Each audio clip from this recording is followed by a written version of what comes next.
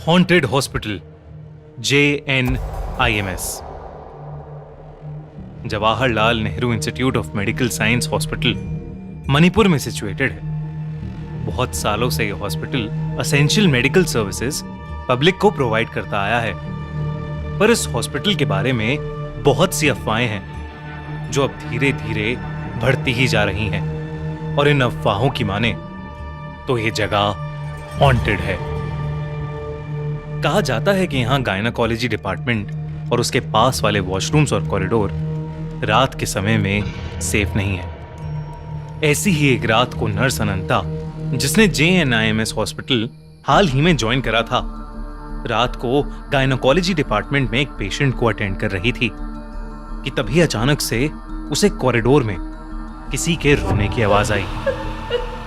उसने सोचा कि इतनी रात को कौन रो रहा है, तो वो कॉरिडोर में जाकर चेक करने लगी। उसे कॉरिडोर में भी रोने की आवाज तो आ रही थी, लेकिन उसे कोई दिख नहीं रहा था।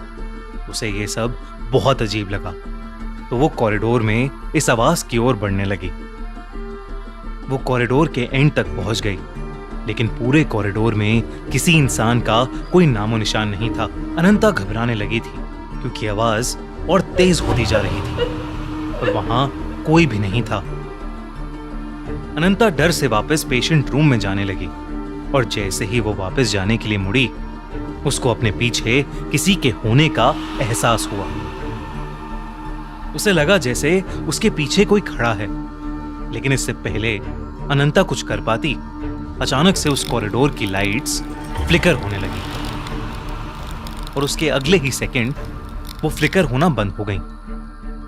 अनंता को एहसास होने लगा कुछ तो जरूर कुछ अननेचुरल हो रहा है।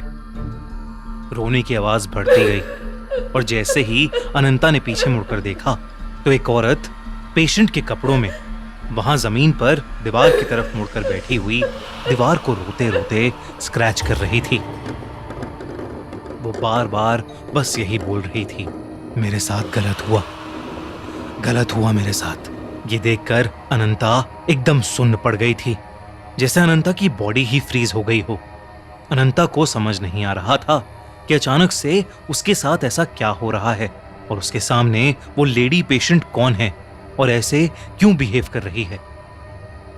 अनंता ने उस पेशेंट के करीब जाने का सोचा, और तब अनंता ने देखा कि उस औरत के शरीर के नीचे का हिस्सा खून से लथपथ था।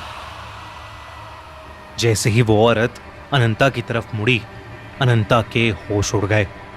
उस औरत के हाथ में एक मरा हुआ बच्चा था,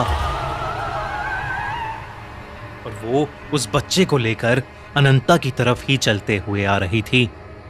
पूरे कॉरिडोर की लाइट्स दोबारा फ्लिकर करने लगी। वो औरत आगे बढ़ते हुए बार बार यही बोले जा रही थी, मेरे साथ गलत हुआ, तुम सबने ये अच्छा नहीं किया, तुमने मुझे मार डाला। अनंता बहुत डर चुकी थी, और वो अपनी बॉडी को मूव ही नहीं कर पा रही थी। सामने से आ रही उस खून से लथपथ औरत की आंखों में इतना गुस्सा था कि अनंता का दिमाग चलना बिल्कुल बंद हो गया था। अनंता ने बहुत हिम्मत की और किसी तरह वो वहां से भागकर उस फ्लोर के वॉशरूम में जाकर छुप गई। उसने अपनी पॉकेट से फोन निकालकर किसी को मदद के लिए बुलाने का सोचा, लेकिन जब उसने अपनी पॉकेट में हाथ डाला कि उसने अपना फोन तो गायनाकोलॉजी डिपार्टमेंट में ही छोड़ दिया था। वो रात अनंता काफी देर तक अकेली ही उस वॉशरूम में डर के मारे छुपी हुई थी। उसे डर था कि बाहर उसका सामना उसी भयानक औरत से हो जाएगा। तभी अचानक से बाथरूम के दरवाजे पर जोरों से खटखट हुई, और फिर अचानक बंद हो गई। इस सब के बीच अनंता की नजर उस बाथरूम में लगे एक बड़े से शीशे पर गई, और उस शीशे में उसे कुछ ऐसा दिखा जिसे देखकर अनंता कांप उठी। उस मिरर की रिफ्लेक्शन में वही खून से लथपथ औरत अनंता के ठीक पीछे खड़ी थी। अनंता डर के मारे पीछे मुड़ी, लेकिन वहां कोई नहीं था। अनंता को लग रहा था कि वो पागल होती जा रही है। वो बस कुछ भी करके उस वार्ड से निकलना चाहती थी। वो जानती थी कि बाकी सभी नर्सें ऊपर वाले फ्लोर पर मौजूद नर्स वार्ड में थीं, पर वहां जाने का रास्ता उसी कॉरिडोर से होकर गुजरता था जहां पर उसे पहले वो भयानक औरत दिखी थी। पर अब अनंता के पास और कोई रास्ता नहीं था। उसने डिसाइड किया कि वो सीधा दौड़ती हुई ऊपर वाले फ्लोर पर चली जाएगी और बिना कुछ सोचे अनंता ने कॉरिडोर की तरफ दौड़ लगाई और भागते हुए उसका पैर किसी चीज से टकराया और वो नीचे गिर गई। जब उसने देखा कि वो किस चीज से टकराई तो उसका पूरा शरीर सफेद पड़ गया। जमीन पर उसी औरत की लाश पड़ी थी जो उसे कुछ देर पहले कॉरिडोर में दिखी थी। उस औरत की बॉडी को देखते ही अनंता को दौरे पड़ने लगे और वो बेहोश हो गई। अगले दिन उसकी आंख खुली तो वो खुद उस हॉस्पिटल में एक पेशेंट थी। उसे ड्रिप लगी थी और कई नर्सेज उसके आसपास बैठी थीं। अनंता ने सभी को अपने साथ हुआ हादसा बताया पर किसी को उसके ऊपर विश्वास नहीं हुआ। सबने उसे कहा कि वो अपनी जॉब के चलते अपनी सेहत का ख्याल नहीं रखती और उसे कुछ दिनों की छुट्टी लेनी चाहिए। उसी दिन की शाम को जब अनंता के रूम में कोई नहीं था, एक बूढ़ी नर्स वहां आई और उसने अनंता को बताया कि वो उस पर विश्वास करती है और जो औरत उसे कल रात को दिखी उसका नाम शयाना था। करीबन 20 साल पहले शयाना को अपनी प्रेगनेंसी की लास्ट वीक में एक एबनॉर्मल पेन हुआ था और उसके चलते उसे हॉस्पिटल में एडमिट किया गया था। प्रेगनेंसी में कॉम्प्लिकेशंस के चलते डॉक्टर्स ने शयाना की फैमिली को बताया कि उनके बच्चे या शयाना में वो किसी एक को ही बचा सकते हैं।